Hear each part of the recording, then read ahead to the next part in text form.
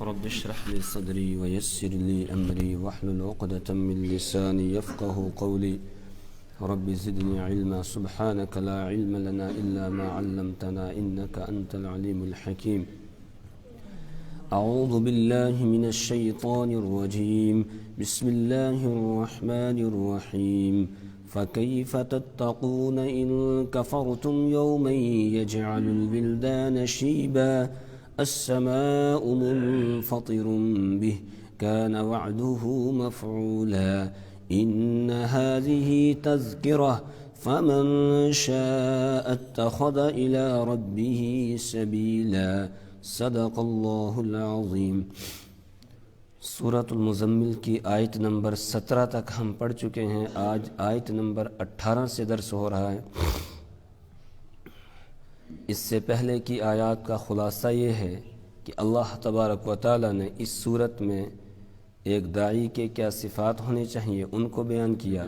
سب سے پہلی صفت داعی کی یہ کہ وہ تہجد گزار ہو، تہجد کی نماز کی پابندی کرنے والا ہو، اور دوسری صفت یہ کہ قرآن کے ساتھ اس کا تعلق ہو، قرآن کی تلاوت کرتا ہو، اس میں تدبر کرتا ہو، اس سے تأثر حاصل کرتا ہو، اور تیسری صفت بیان کی وَاذْكُرْ رَبَّكَ کہ اپنے رب کا ذکر کرتا ہو، اپنے رب کی یاد میں ہر وقت لگا رہتا ہو، اور چوتھی صفت بیان فرمائی کہ وَتَبَتَّلْ إِلَيْهِ تَبْتِيلًا کہ اللہ کی طرف متوجہ ہو جائے، سب سے کٹ کر اللہ کے تعلق کو دیگر تعلقات پر غالب رکھے۔ اور پانچویں صفت بیان فرمائی کہ فَاتَّخِذْهُ وَكِيلًا اللہ کو اپنا کارساز سمجھے، اسی پر بھروسہ کرے، اسی پر اعتماد کرے۔ اور چھٹی صفت یہ بیان کی گئی کہ اپنے دشمنوں کے ساتھ الجھے نہیں بلکہ ان کو اللہ کے حوالے کر دے، اللہ تعالیٰ خود ان سے نمٹے گا، ان کے ساتھ الجھنے کی اس کو ضرورت نہیں ہے۔ یہ 6 صفات بیان کی گئی۔ اس کے بعد یہ بتایا گیا کہ میرے دشمن جو ہیں ان کو میرے حوالے کر دیجئے، آپ کو ان سے الجھنے کی ضرورت نہیں ہے، میں خود ان سے نمٹ لوں گا۔ اور کب نمٹوں گا؟ قیامت کا منظر پھر بیان کیا گیا کہ قیامت میں وہ اللہ کے دربار میں جب لائے جائیں گے اس وقت کس طرح ان کو سزا دی جائے گی اس کو بیان کیا گیا۔ اور پھر پوری دنیا کے انسانوں کو مخاطب کر کے یہ بتایا گیا کہ یہ محمد عربی صلی اللہ علیہ وسلم جن کو تمہاری طرف رسول بنا کر بھیجا گیا ہے یہ کوئی نئی بات نہیں ہے، اس سے پہلے بھی ہم نے رسول بھیجے ہیں۔ ان رسولوں میں سے ایک پیغمبر حضرت موسیٰ علیہ السلام ہے جن کو فرعون کی طرف بھیجا گیا تھا، اور فرعون نے ان کی نافرمانی کی، اس کے نتیجے میں اس پر اللہ کی پکڑ آ گئی۔ اسی طرح ہمارے اس پیارے پیغمبر حضرت محمد الرسول اللہ صلی اللہ علیہ وسلم کی جو شخص نافرمانی کرے گا، ان کی بات کو نہیں مانے گا، تو اس پر بھی اللہ کا عذاب آ سکتا ہے۔ پھر قیامت کے دن کے بارے میں بتایا فَكَيْفَ تَتَّقُونَ إِن كَفَرْتُمْ يَوْمًا يَجْعَلُ الْوِلْدَانَ شِيبًا اور نافرمانوں بتاؤ کیفا کیسے تتقون تم بچ سکو گے، ان کفرتم اگر تم نافرمانی کرو گے، یومن اس دن یجعل الولدان شیبا جو بچوں کو بوڑھا بنا دینے والا ہے، وہ بڑا سخت دن ہے۔ یوم یقوم الناس لرب العالمین، ابھی آپ سن رہے تھے نماز میں، یوم یقوم الناس لرب العالمین، اس دن سارے لوگ اللہ کے سامنے کھڑے ہوں گے۔ یوم یقوم الناس لرب العالمین، پھر حساب کتاب ہوگا۔ اللہ اس دن حساب کتاب میں ہمارے لیے آسانی فرمائے۔ السماء منفطر به، آسمان اس دن پھٹ جائے گا جب سور میں پھونکا جائے گا۔ پہلے بتایا گیا تھا کہ زمین پھٹ جائے گی، پہاڑ ریزہ ریزہ ہو جائیں گے اور یہ غبار کے مانند ہو جائیں گے۔ یہاں بتایا جا رہا ہے آسمان بھی پھٹ جائے گا، سارا نظام درہم برہم ہو جائے گا، سب فنا ہو جائیں گے، صرف ایک اللہ کی ذات باقی رہے گی۔ کل من علیہا فان وَيَبْقَى وَجْهُ رَبِّكَ ذُو الْجَلَالِ وَالْإِكْرَامِ، جو کچھ ہے سب فنا ہو جائے گا۔ وَيَبْقَى وَجْهُ رَبِّكَ صرف تیرے رب کی ذات باقی رہے گی، اور اس پر کبھی فنا آنے والی نہیں ہے، وہ ہمیشہ سے ہے اور ہمیشہ رہنے والی ذات ہے۔ کان وعدہ مفعولا، اس کا وعدہ پورا ہونے والا ہے، اس کا وعدہ پورا ہو کر رہے گا۔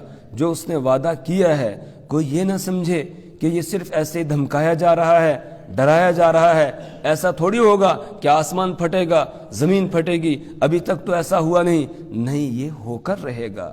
یہ پروردگار کا وعدہ ہے، اور اللہ سے بڑھ کر کسی کی بات سچی نہیں ہو سکتی ہے۔ ومن اصدق من اللہ حدیثا، اللہ سے بڑھ کر کس کی بات سچی ہو سکتی ہے؟ ومن اصدق من اللہ قیلا، بات کے اعتبار سے اللہ سے زیادہ کون سچا ہو سکتا ہے؟ اس کا وعدہ ہے اور یہ بالکل ہو کر رہے گا۔ قیامت کا زلزلہ برپا ہونا ہے۔ ان زلزلۃ الساعۃ شیء عظیم یوم ترونها تذهل كل مرضعة عما ارضعت وتضع كل ذات حمل حملها وترى الناس سكارى وما هم بالسكارى ولكن عذاب الله شدید۔ یہ قیامت کا زلزلہ آئے گا۔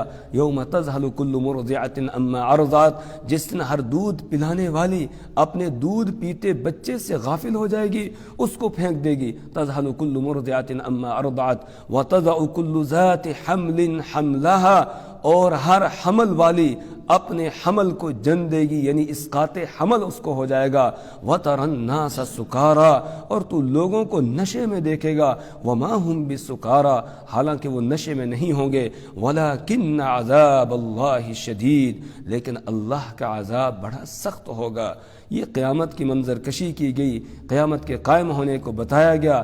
اس کے بعد سارے انسانوں سے کہا جا رہا ہے، لوگو ان ھذہ تذکرہ، بے شک یہ نصیحت ہے، یہ قرآن جو تمہیں پڑھ کے سنایا جا رہا ہے یہ نصیحت ہے پروردگار کی طرف سے۔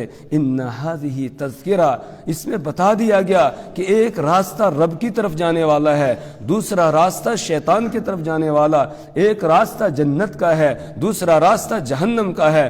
فمن شاء اتخذ الی ربہ سبیلا، تو جو چاہے اتخذ بنا لے الی ربہ، اپنے رب کی طرف سبیلا، راستہ، جو چاہے اپنے رب کے راستے کو اختیار کر لے۔ زور زبردستی کسی پر نہیں ہے، کسی کو مجبور نہیں کیا جا رہا ہے کہ کوئی نافرمانی کرے گا تو فوراً اس کی پکڑ آ جائے، کسی نے غلط دیکھا تو اس کی آنکھوں کی بینائی ہی چھین لی جائے، کوئی غلط سنے اس کے کانوں کی قوت سماعت کو چھین لیا جائے، نہیں، کوئی غلط راستے پر چل پڑے اس کی ٹانگیں توڑ دی جائیں، نہیں، ایسا پروردگار نہیں کرتا ہے، زبردستی نہیں چلاتا۔ لا اکراہ فی الدین، دین کے اندر زبردستی نہیں ہے۔ قد تبین الرشد من الغی، ہدایت اور گمراہی دونوں واضح ہو چکی ہیں، دونوں کو واضح کر دیا گیا۔ اب تمہاری مرضی ہے کہ تم چاہے ہدایت کے راستے کو اختیار کرو اور چاہے گمراہی کے راستے کو اختیار کرو، چاہے جنت کے راستے پر چل پڑو اور چاہے جہنم کے راستے پر چلو، اللہ نے اختیار دے دیا۔ فمن شاء فلیؤمن ومن شاء فلیکفر، تو یہاں بتایا ان ھذہ تذکرہ، بے شک یہ نصیحت ہے، یہ خیرخواہی کی باتیں ہیں جو بتائی جا رہی ہیں۔ فمن شاء، تو جو شخص چاہے، اتخذ، بنا لے، الی ربہ، اپنے رب کی طرف سبیلا، راستہ۔ ان ربک یعلم انک تقوم ادنی من ثلثی اللیل ونصفہ وثلثہ وطائفۃ من الذین معک۔ اب دوبارہ سابقہ مضمون کی طرف رجوع ہے۔ سب سے پہلے حکم دیا تھا، یا ایھا المزمل قم اللیل الا قلیلا نصفہ او انقص منہ قلیلا او زد علیہ ورتل القرآن ترتیلا۔ یہ بتایا گیا کہ اے نبی صلی اللہ علیہ وسلم، اے چادر لپیٹ کر سونے والے، اٹھ جائیے اور اپنے رب کے سامنے کھڑے رہیے۔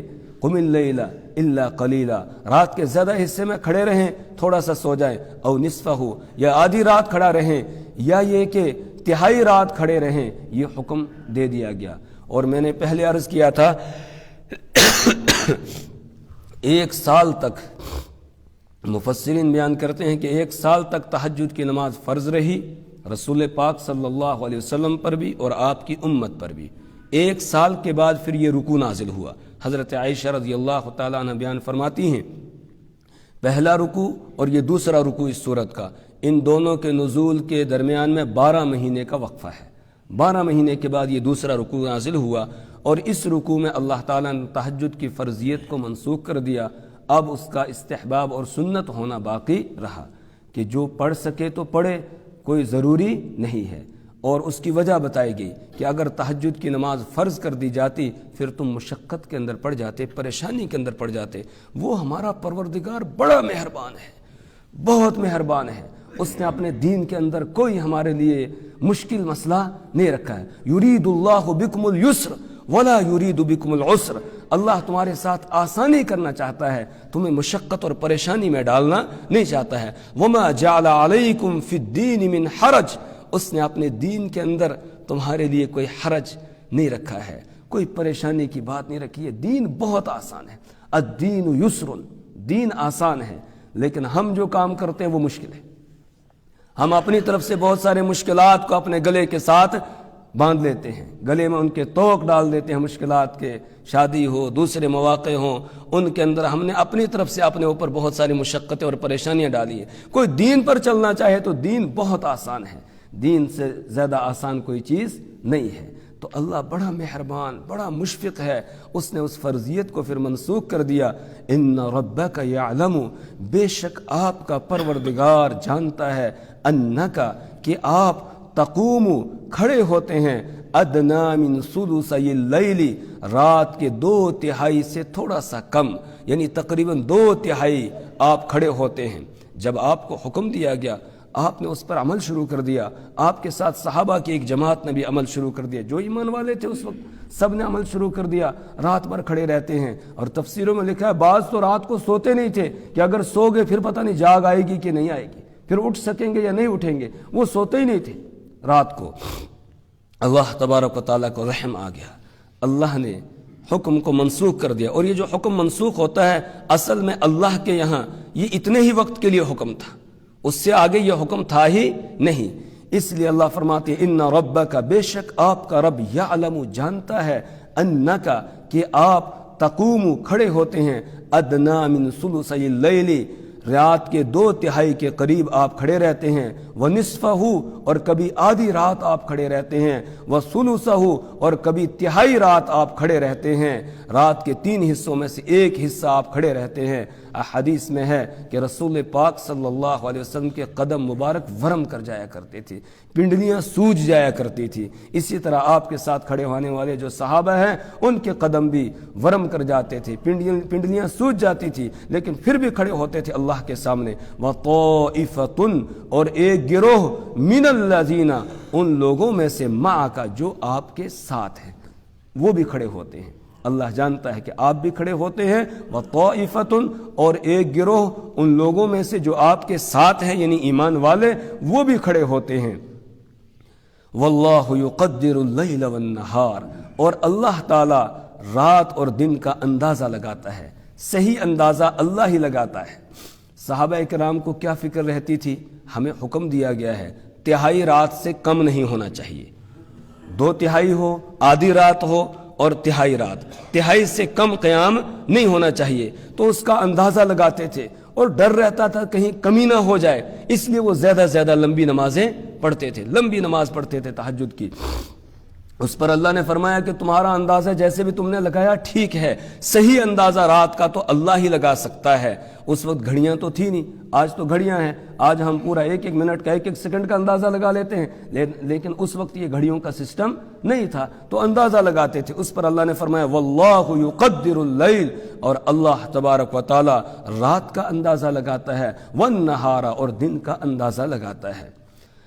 اب تہجد کی فرضیت کیوں منسوخ ہوئی، اس کی کیا وجوہات ہیں، اس کو آگے اللہ تعالیٰ نے بیان فرمایا۔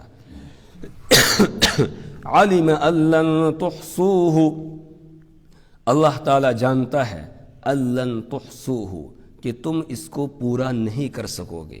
ابھی تو کر رہے ہو، ابھی کھڑے ہو رہے ہو اللہ کے سامنے، لیکن آگے اور جب تمہاری تعداد بڑھتی چلی جائے گی پھر سستی آ جائے گی، پھر سارے لوگ اس کو پورا نہیں کر سکیں گے۔ 1/3 کھڑے رہنا، مثلا 9 گھنٹے کی رات ہے تو 3 گھنٹے تک نماز پڑھنی ہے، یہ ہے 1/3 کا مطلب۔ اور 9 گھنٹے کی رات ہے تو 4.5 گھنٹے کھڑے رہنا، یہ ہے آدھی رات کا قیام۔ اور 9 گھنٹے کی رات ہے تو 6 گھنٹے تک کھڑے رہنا، یہ ہے 2/3 کا قیام۔ تو اللہ فرما رہے ہیں کہ ابھی تم کر رہے ہو، لیکن آگے جا کر مشکلات آ جائے گی۔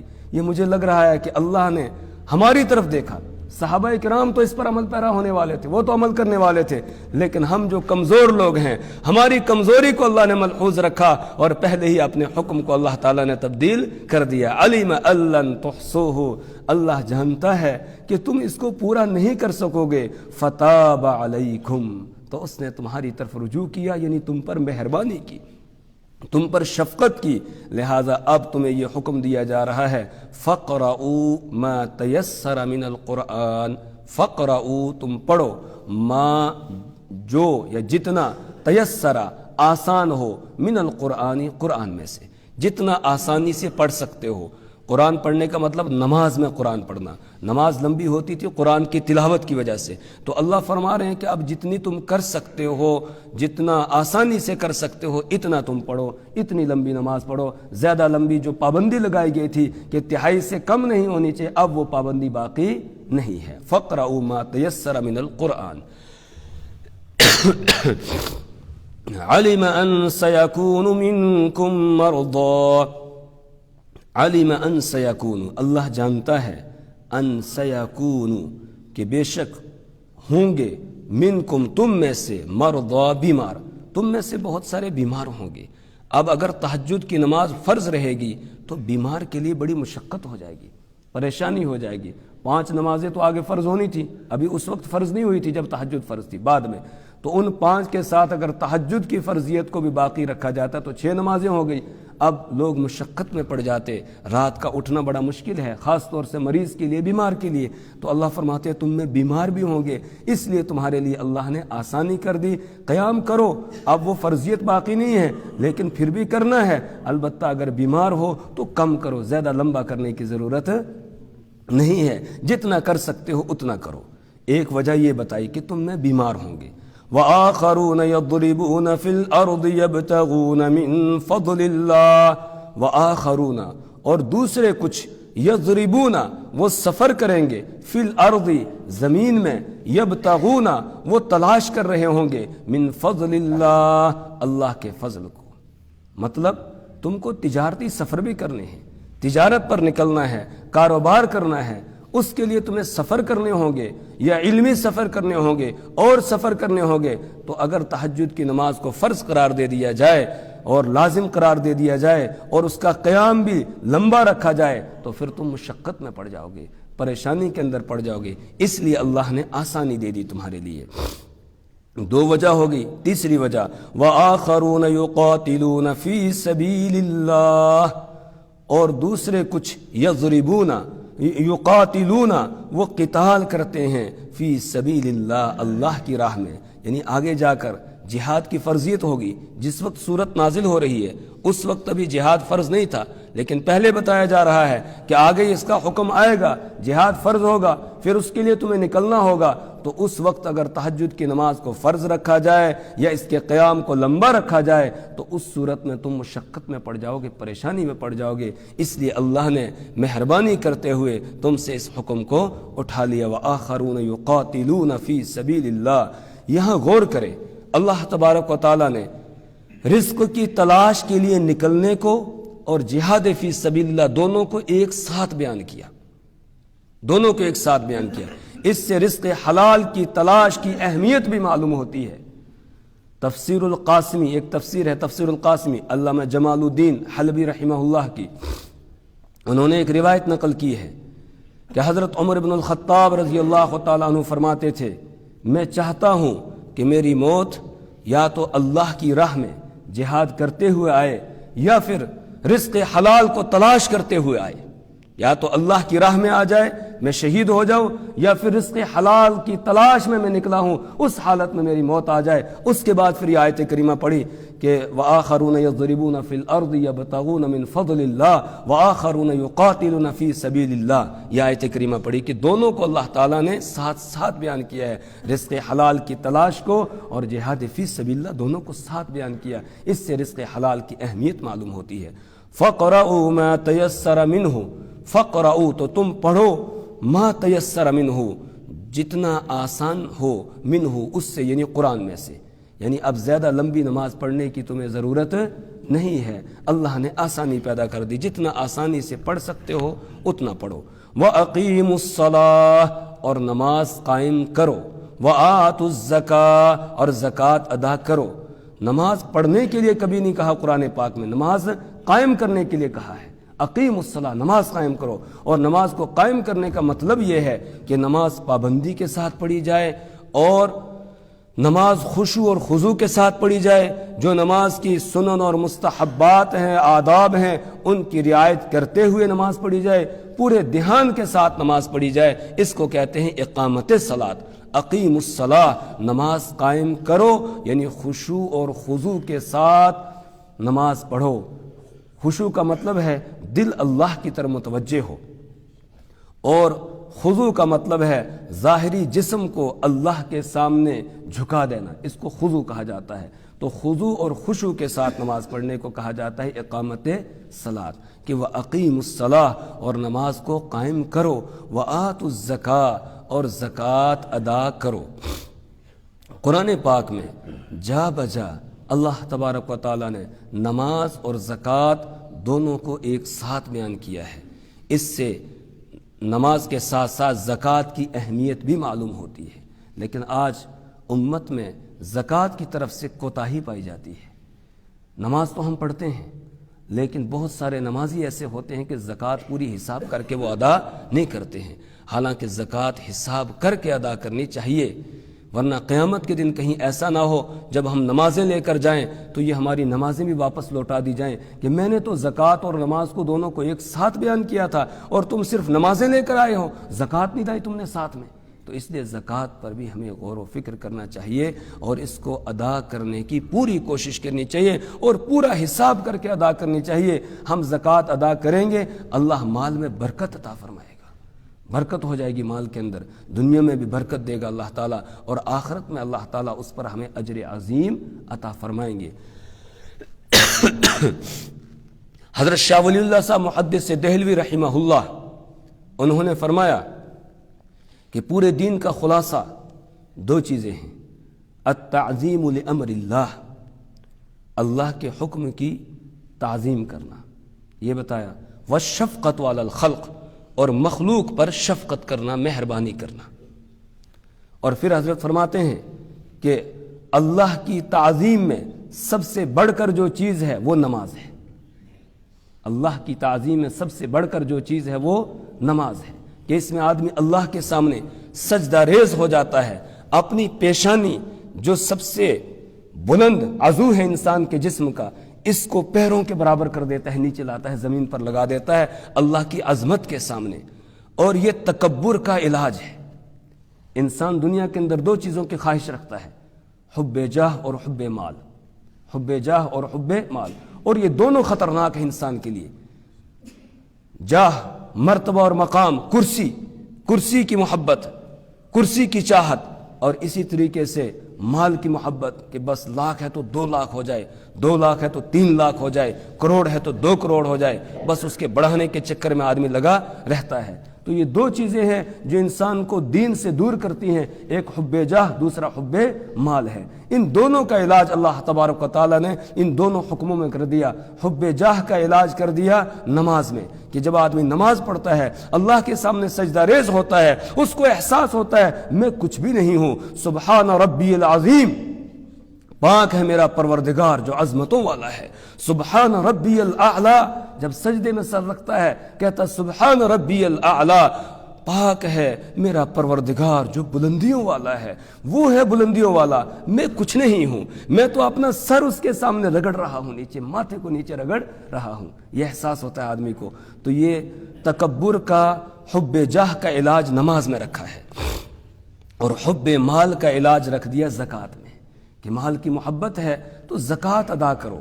جب زکوٰۃ آدمی ادا کرے گا، حساب کر کے پوری زکوٰۃ دے گا، اللہ کی راہ میں خرچ کرے گا، تو پتہ چلے گا کہ اللہ کی محبت زیادہ ہے، مال کی محبت کم ہے، مال کی محبت زیادہ نہیں ہے۔ تو مال کی محبت کا علاج ہے دینے میں، اللہ کی راہ میں نکالنے میں، دینے میں۔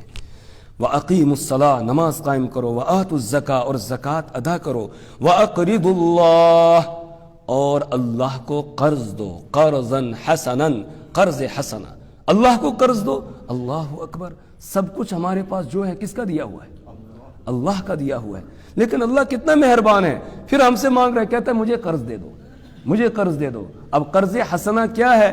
کوئی آدمی کما رہا ہے رزق حلال اور اپنی آل اولاد پر خرچ کر رہا ہے، یہ بھی قرض حسنہ ہے گویا۔ اپنے والدین پر خرچ کر رہا ہے، یہ قرض حسنہ ہے۔ اپنے کسی رشتہ دار پر خرچ کر رہا ہے، یہ قرض حسنہ ہے۔ کسی غریب کی مدد کر رہا ہے، یہ قرض حسنہ ہے۔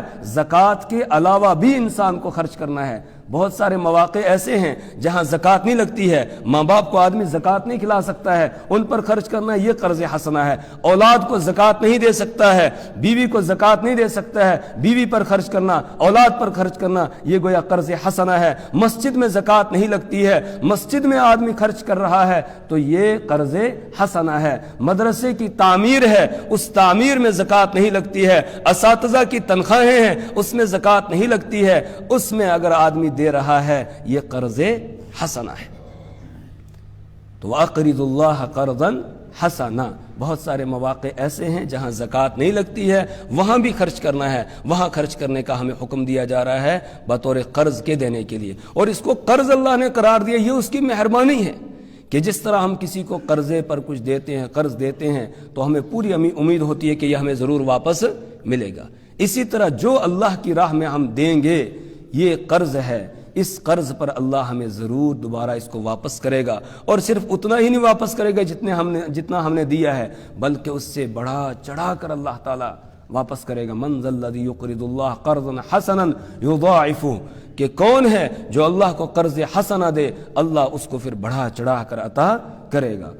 وَأَقْرِضُوا اللَّهَ قَرْضًا حَسَنًا، اور اللہ تعالیٰ کو قرض حسنہ دو۔ وَمَا تُقَدِّمُوا لِأَنفُسِكُمْ، وما، اور جو بھی تقدمو تم بھیجتے ہو، لانفسکم، اپنے لیے، اپنی جانوں کے لیے، من خیرن، بھلائی میں سے، جو بھی کوئی نیکی کا کام کرتے ہو، بھلائی کا کام کرتے ہو، آگے بھیج رہے ہو، تجدوہ عند اللہ، وہ ضائع نہیں ہوگا۔ ان اللہ لا یضیع اجر المؤمنین، اللہ ایمان والوں کے اجر کو ضائع نہیں کرتا ہے۔ تجدوہ عند اللہ، تم اس کو پاؤ گے اللہ کے پاس، ہوا خیرن، اور وہ بہت بہتر ہے۔ جو دنیا میں تم چھوڑ کے جا رہے ہو نا پیچھے، یہ نہیں بہتر، یہ تو پیچھے اڑانے والے اڑائیں گے، جو تم نے آگے بھیج دیا وہ ہے۔ اسی لیے حدیث میں ہے جب کسی کا انتقال ہوتا ہے، لوگ کہتے ہیں اس نے پیچھے کیا چھوڑا ہے، فرشتے کہتے ہیں آگے کیا بھیجا ہے۔ فرشتے یہ کہہ رہے ہوتے ہیں اس نے آگے کیا بھیجا ہے، لوگ کہتے ہیں پیچھے بیوی بچوں کے لیے کیا چھوڑ کر گیا ہے۔ تو جو آگے بھیج دیا وہ بہتر ہے، جو پیچھے چھوڑا وہ کوئی بہتر نہیں ہے۔ ہوا خیرن، وہ بہتر ہے، وَأَعْظَمَ أَجْرًا، اور اجر کے اعتبار سے بہت بڑا ہوا ہے۔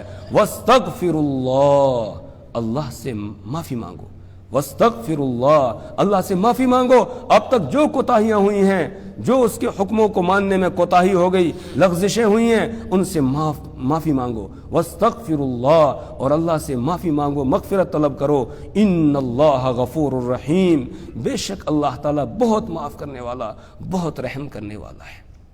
اللہ سے دعا کریں اللہ تعالیٰ ہمارے سارے گناہوں کو معاف فرما دے، صغیرہ اور کبیرہ ہر قسم کے گناہوں کو اللہ معاف فرما دے۔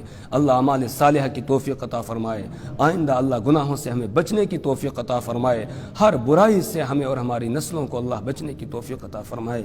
سبحان اللہ وبحمدہ، سبحانک اللہم وبحمدک، ونشہد ان لا الہ الا انت، ونستغفرک ونتوب الیک۔